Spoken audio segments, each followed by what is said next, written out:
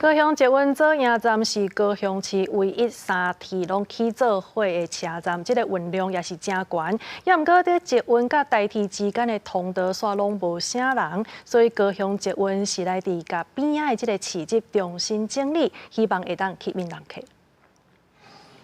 连通道一透早人就真济，捷运左营站是高雄唯一3铁小外的车站。根据统计，今年4月到6月，日均运量将近19000人，是高雄捷运第一大站。但连接高铁、台铁的地下连通道，人流煞差真济。往高铁方向人多，往台铁方向人煞真少。连假日第一天买气都还好，但是有时候第2天、第3天，因为就会有出游的人潮，就会好一点。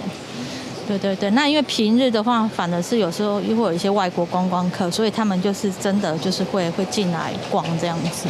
上个观察，向高铁方向虽然人多，但乘客拢伫赶车。外台出入口边虽然有市集，但地点无伫连通道，毛商家反映生意歹做。为着将人潮转成商机，搁再为市集做专属的门面。13开始嘛，伫连通道设人气站长蜜柑的专卖店。今天特地来，然后等下就要坐回去。